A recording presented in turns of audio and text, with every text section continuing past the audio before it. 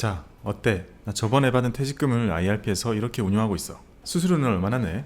안 낼걸? 낼걸? 그래? 연금저축은 안 내잖아. 연금저축은 안 내도 IRP는 내.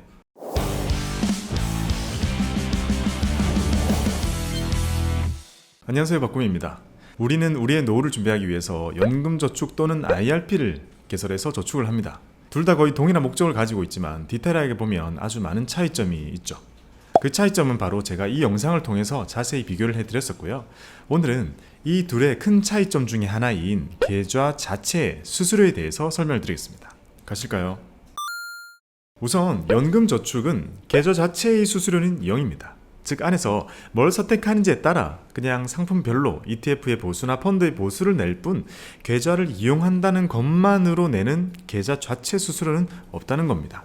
하지만 IRP는 자체 수수료가 있습니다.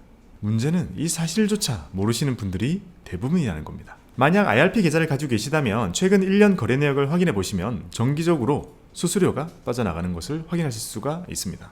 그리고 그 수수료율이 생각보다 높아서 한 번 더 놀라실 겁니다. IRP에서 내는 수수료는요, 크게 두 가지 종류거든요.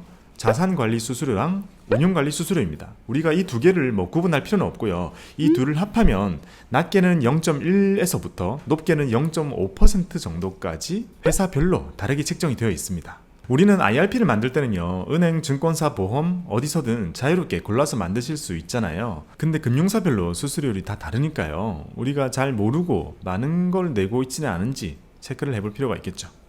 IRP는 지금 제 나이만 해도 앞으로 내는 거 한 30년, 그리고 타 쓰는 거 한 20년, 적어도 50년 이상은 내가 쭉 가지고 가야 될 계좌인데 매년 조금씩이라도 수수료를 계속 낸다면, 평생 낸다면 그게 얼마나 많겠어요. 그래서 나의 IRP 수수료를 아낄 수 있는 세 가지 방법을 알려드리겠습니다.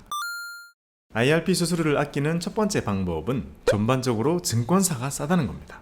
은행, 보험사보다는 보통 증권사가 쌉니다.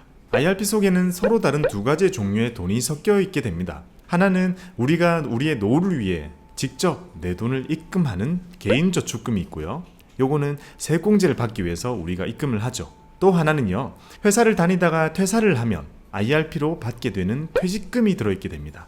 한 번이라도 퇴사를 해보신 경험이 있다면 IRP를 만들어서 퇴직금을 받아보신 경험이 있으실 겁니다. 사람마다 IRP 속에 이 두 종류의 돈의 비율이 완전히 다를 겁니다. 저축을 한 번도 안 하신 분은 개인저축금이 0일 거고요.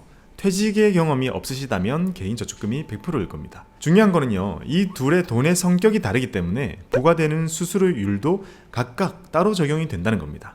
그래서 각 금융사에 가가지고요, 퇴직연금 관련, IRP 관련 수수료를 확인해 보면 자산관리 수수료, 운용관리 수수료 구분도 되어 있고 개인저축금에는 얼마, 퇴직금에는 얼마 이런 식으로 아주 복잡하게 표로 되어 있습니다. 하지만 뭘 하든 전반적으로 증권사가 제일 쌉니다. 여기 보시는 것처럼 증권사들의 수수료가 대체로 낮습니다. 하지만 또 이 표를 보면 여전히 IRP를 증권사에서 하시는 분들의 비중은 그렇게 크지 않습니다. 그래도 20% 넘어갔네요. 역시 바꿈한 사람들이 늘어나고 있어. 여전히 많은 사람들은 수수료가 낮고 상품 선택의 폭이 넓은 증권사를 택하기보다는요, 좀 더 친숙한 곳을 선택하는 경우가 훨씬 많은 거죠. 그래도 우리는 오늘 이런 걸 알았으니까 한번 고민해보자는 거죠. IRP 수수료를 아낄 수 있는 두 번째 방법은 몇몇 증권사들이 개인저축금에는 수수료를 아예 면제해주고 있다는 겁니다. IRP를 퇴직금을 받는 용도가 아니라 나의 노후를 위해서 세액공제를 받기 위해서 내가 직접 저축한 것을 주 목적으로 IRP를 활용하고 계시는 분들이 많을 거예요. 이런 분들은 계좌 속에 퇴직금 재원은 전혀 없이 개인저축금이 100%겠죠. 게다가 보통 퇴직할 때 퇴직금을 받기 위한 IRP는 그냥 따로 만들어가지고 거기에 퇴직금 받고 그거랑은 상관없이 이 계좌는 나의 노후를 위해서 쭉 가지고 가는 경우가 많습니다. 그래서 바로 이 개인저축금에 대한 수수료를 얼마나 매기고 있는지가 이런 분들에게 매우 중요한 거죠. 그리고 참 감사하게도요, 몇몇 대형 증권사들이 이 개인저축금에 대한 수수료를 아예 면제, 즉 0원으로 해주고 있다는 겁니다. 0%죠. 0%로 해주고 있다는 겁니다. 제가 나름 속속 찾아가지고 체크를 해봤습니다.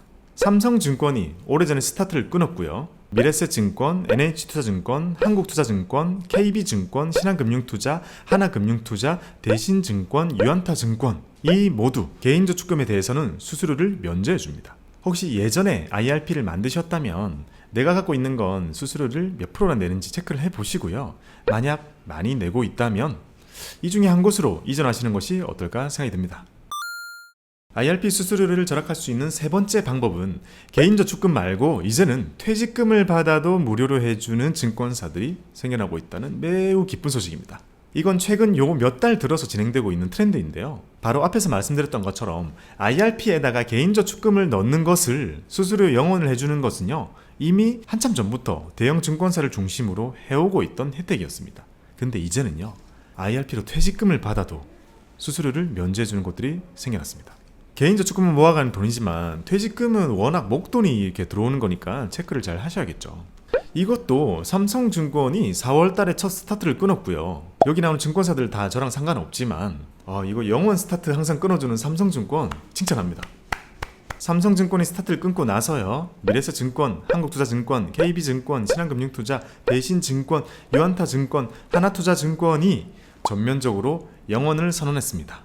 보통은 비대면으로 계좌 개설을 하기만 되는 정도의 조건만 충족하면 됩니다.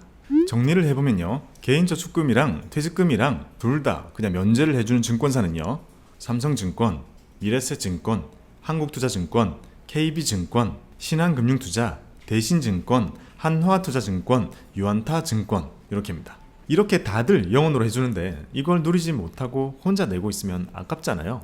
좋은 건 서로 공유하자고요. 지금까지 IRP의 수수료가 무엇인지 또 어떻게 절약할 수 있는지 알아봤습니다.